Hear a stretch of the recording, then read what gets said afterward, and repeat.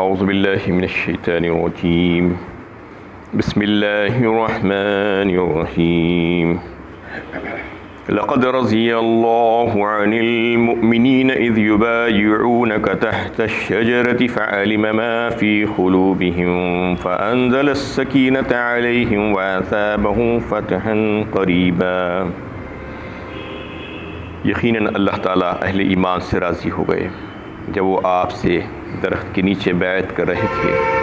اللہ تعالیٰ کو ان کے دلوں کا حال معلوم تھا،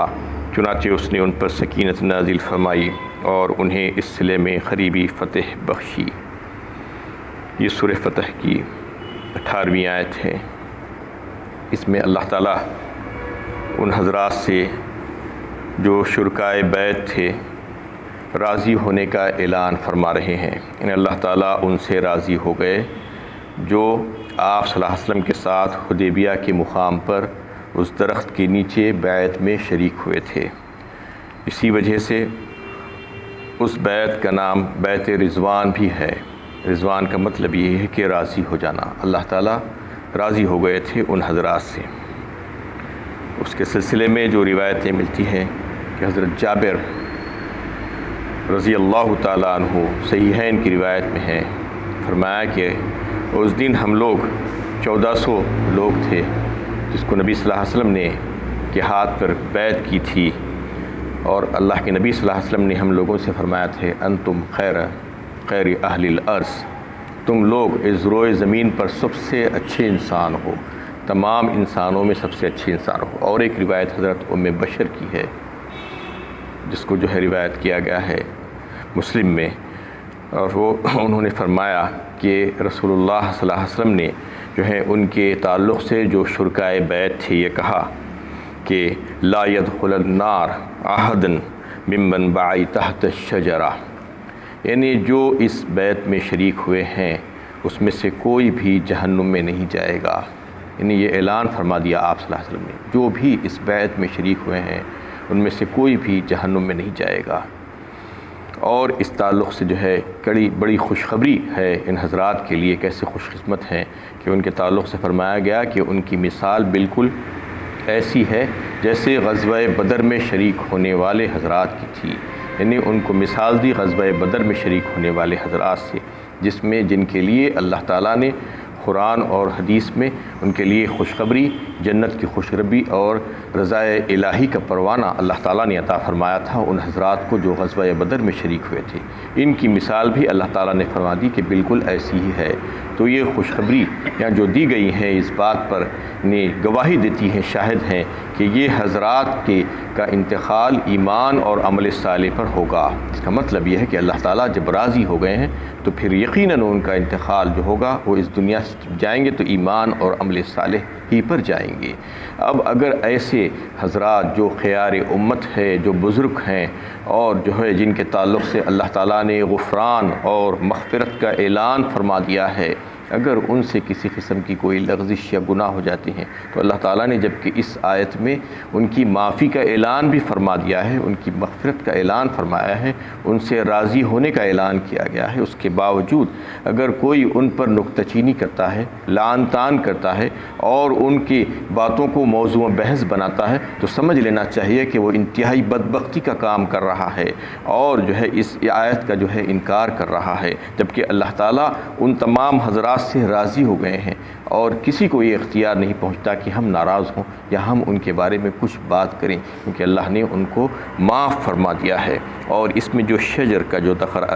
درخت کا جو ذکر آیا ہے اس کا مطلب یہ ہے کہ وہ ایک ببول کا درخت تھا جو حدیبیہ کے مقام پر تھا، جس کے نیچے نبی کریم صلی اللہ علیہ وسلم نے سارے مسلمانوں سے بیعت لی تھی۔ تو اس کے تعلق سے بتایا جاتا ہے کہ اللہ کے نبی صلی اللہ علیہ وسلم کے وفات کے بعد لوگ جو ہے وہاں پر جا کر اس کے نیچے، اس درخت کے نیچے نمازیں پڑھنا شروع کر دیے تھے۔ تو حضرت عمر رضی اللہ تعالیٰ عنہ نے یہ دیکھا یہ بات، تو انہوں نے سوچا کہ آگے آنے والی قوموں کے جہلا اگر جو ہے ایسا ہی کرتے رہیں گے تو پھر ایک دن یہ ہوگا کہ اس کی پرستش شروع کر دیں گے، اس لیے انہوں نے اس کو کٹوا ہی دیا، اس درخت کو رکھنا ہی نہیں چاہا، کیونکہ ایسا جو ہے ایسی حالات، ایسے واقعات پچھلی قوموں نے بھی پیش آئے تھے کہ کچھ ایسی چیزوں کو پکڑ کر اس کو متبرک سمجھ کر اس کی پرستش، اس کی پوجا انہوں نے شروع کر دی تھی، اس لیے حضرت عمر رضی اللہ تعالیٰ عنہ نے اس کو جو ہے صاف کر دیا اور اس کو کٹوا دیا۔ اور اس میں جو بدری صحابہ اور جو شجری صحابہ جسے کہتے ہیں، جو جنہوں نے بیعت کی تھی اور جنہوں نے غزوہ بدر میں شرکت کی تھی، ان کے تعلق سے اللہ تعالیٰ نے جو خوشخبریاں بیان فرمائی ہے، تو اندازہ لگائیے کہ ان کا کیا درجہ اور کیا مقام ہے، جبکہ ان کی زندگی ہی میں اللہ تعالیٰ نے ان کو اس دنیا میں بشارتیں دے دی تھی، اور یہ فرما دیا گیا تھا، اللہ کے نبی صلی اللہ علیہ وسلم کی زبانی خوشخبری دی گئی تھی کہ وہ تمام حضرات جنت میں جانے والے لوگ ہیں، وہ جہنم میں ان میں سے کوئی بھی نہیں جائے گا۔ تو پھر ان کے ولی ہونے میں کیا شک و شبہ ہو سکتا ہے؟ سچے ولی تو وہی تھے جو ہے جن کو اللہ تعالیٰ کا پروانہ مل گیا تھا جنت کا۔ اب اگر کوئی جو ہے ان کے بہت بعد آنے والے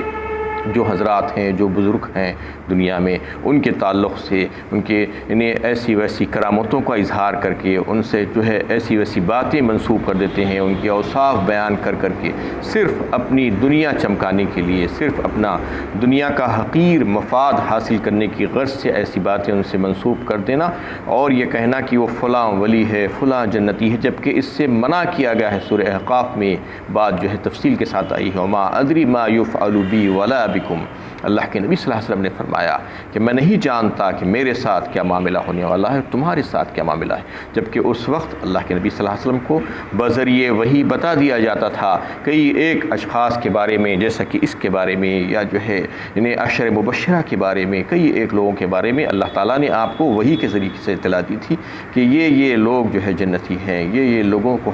ان سے ہم راضی ہو گئے ہیں۔ لیکن آپ صلی اللہ علیہ وسلم کی اس دنیا سے گزر جانے کے بعد اب وحی کا سلسلہ بند ہو چکا ہے، کسی کے تعلق سے بھی ہمیں یہ اجازت نہیں ہے کہ فلاں جنتی ہے، فلاں جہنمی ہے، فلاں ولی ہے، یہ کہتے پھریں، جبکہ فکر ہم کو اپنے آپ کی کرنا چاہیے، کیونکہ ہم ابھی اس منزل سے نہیں گزرے ہیں۔ دوسروں کو سرٹیفکیٹس ہم کہاں سے دے سکتے ہیں؟ ہم خود وہاں سے جو ہے پاس ہونا ہے ابھی، اس لیے جو ہے ہمارے اور آپ کے کسی کے تعلق سے یہ کہہ دینا کہ وہ اچھے ہیں یا برے ہیں، وہ جنتی ہے، اس سے کچھ ہونے والا نہیں۔ اللہ اور اس کے رسول نے جس کے تعلق سے کہا ہے وہی اچھے ہو سکتے ہیں کہ وہ اچھے ہیں اگر تو، ورنہ جو ہے ہمارے کہنے سے یہ کچھ نہیں ہوگا، اور ہم کو اس سے روک دیا گیا ہے کہ ایسے کام بالکل بھی نہیں کرنا، اور کسی کے تعلق سے یہ فتوے دیتے نہیں پھرنا کہ وہ فلاں ہیں اور فلاں ہیں۔ اور اس میں جو ہے اور ایک بات جو بتائی گئی ہے کہ فعلم ما فی قلوبہم، اللہ تعالیٰ نے ان کے دلوں کا حال معلوم کر لیا تھا، ان کے دلوں کا حال اللہ کو معلوم تھا۔ اس کا مطلب یہ ہے کہ ان کی صدق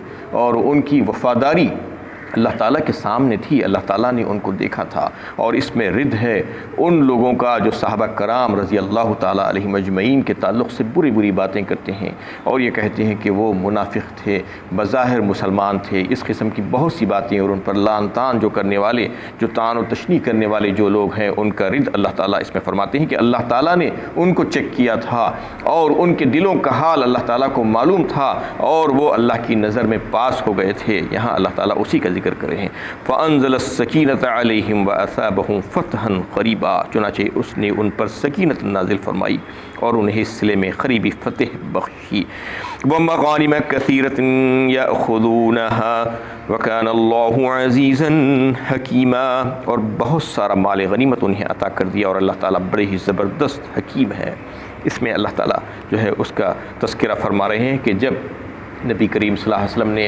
ان حضرات سے بیعت لی تھی، حضرت عثمان غنی رضی اللہ تعالیٰ عنہ کے قاتلوں سے جو ہے بدلہ لینے کے سلسلے میں، تو اس وقت یہ تمام حضرات جنگ کی نیت سے تو نہیں آئے تھے، ان کے ساتھ نہ کوئی جنگی ہتھیار تھے، لیکن نبی کریم صلی اللہ علیہ وسلم کی بات کہنے پر جو ہے انہوں نے وعدہ کر لیا اور ذرا بھی تامل نہیں کیا اور پیچھے نہیں ہٹے، جبکہ موت سامنے نظر آ رہی تھی، اللہ تعالیٰ نے ان کے اوپر سکینت نازل فرما دی، یعنی وہ موت کا خوف جو ان کے پاس تھا اس کو اللہ تعالیٰ نے اپنے فضل و کرم سے دور فرما دیا، اور پھر انہیں جو ہے قریبی فتح بخشی۔ اس کا مطلب یہ ہے کہ انہیں غزوہ خیبر کا جو ذکر اللہ عنہ آ رہا ہے کہ وہ 7 ہجری میں، اس کے فوراً بعد،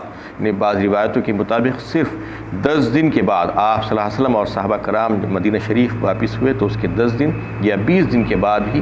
آپ نے خیبر کی طرف جو ہے نظر کی اور اس کا پروگرام بنایا، تو اس کو اللہ تعالیٰ نے وہاں سے بہت سی غنیمت غنیمتیں مسلمانوں کو عطا فرمائی، کیونکہ وہ بہت یعنی سرسبز و شاداب علاقے تھے، یہودیوں کی بستیاں اور قلعے تھے، اور وہاں پر جو ہے بہت سا مال غنیمت مسلمانوں کے ہاتھ آیا۔ اسی کا تذکرہ اس آیت میں کیا گیا ہے، اور اللہ تعالیٰ زبردست ہے اور بڑے ہی حکیم ہے۔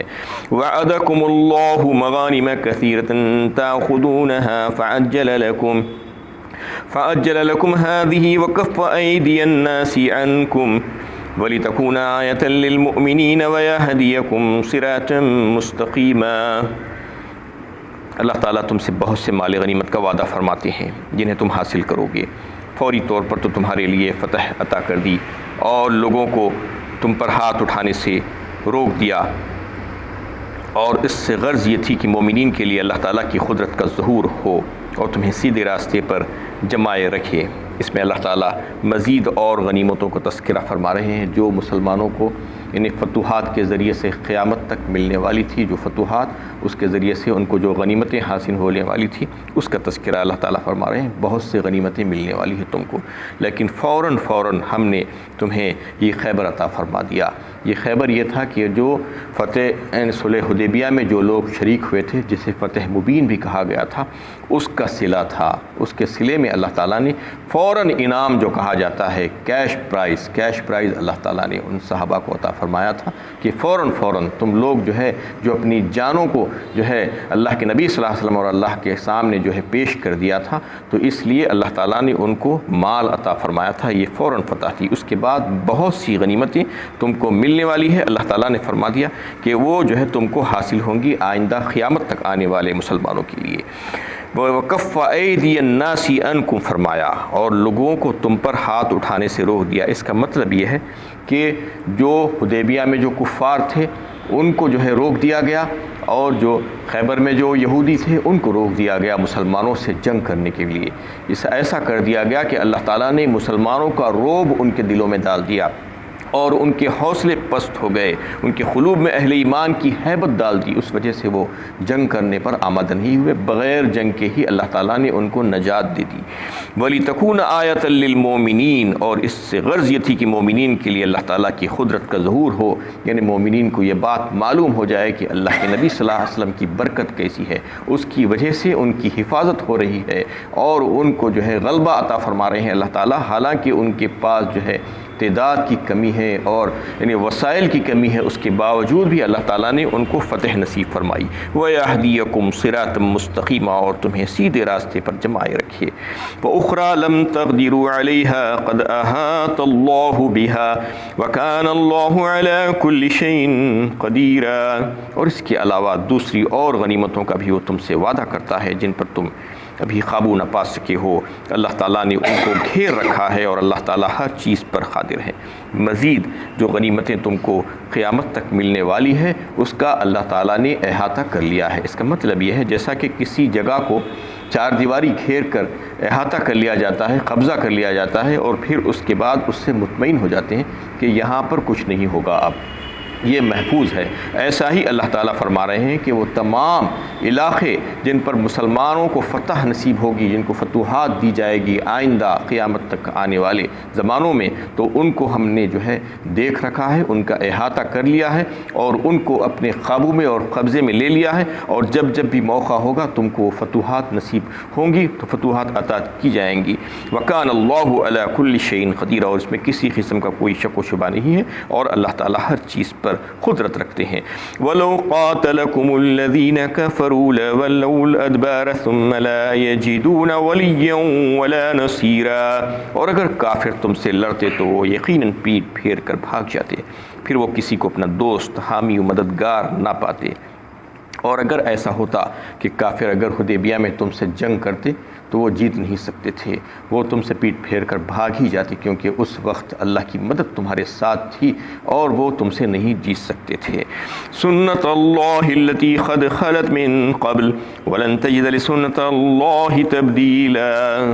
یہی سنت الہی ہے جو پہلے سے چلی آتی ہے۔ یعنی اللہ نے کفار کے لیے جو دین الہی میں مانع و مزاحم ہو، ذلت و خواری کی تجویز کر رکھی ہے، اور آپ اللہ کی سنت میں کوئی تبدیلی نہ پاؤ گے۔ یہی اللہ تعالیٰ کا طریقہ ہے اور یہی اللہ تعالیٰ کی سنت ہے کہ وہ جو ہے اہل ایمان کی مدد فرماتے ہیں اور حق کو غلبہ عطا فرماتے ہیں۔ ایمان اور کفر کی جنگ میں معرکہ جو ہوتا ہے، کشمکش، اس میں اللہ تعالیٰ حق ہی کی جیت کرتے ہیں۔ بل نقذف بالحق علی الباطل فیدمغہ فاذا ہوا زاہق کہا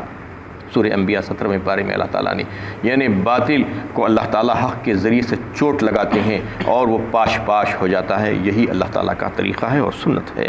وَهُوَ الَّذِي كَفَّ أَيْدِيَهُمْ عَنْكُمْ وَأَيْدِيَكُمْ عَنْهُمْ بِبَطْنِ مَكَّةَ مِن بَعْدِ أَنْ أَظْفَرَكُمْ عَلَيْهِمْ وَكَانَ اللَّهُ بِمَا تَعْمَلُونَ بَصِيرًا، اور اللہ وہی تو ہے جس نے وادی مکہ میں ان کے ہاتھوں سے تم کو، تمہارے ہاتھوں سے ان کو روک دیا، حالانکہ تم کو ان کافروں پر فتح یاب کر چکا تھا اور تم جو کچھ کر رہے تھے اللہ تعالیٰ اس کو دیکھ رہا تھا۔ اس میں اس کا تذکرہ ہے کہ کفار مکہ کی جانب سے 80 لوگوں کو بھیجا گیا تھا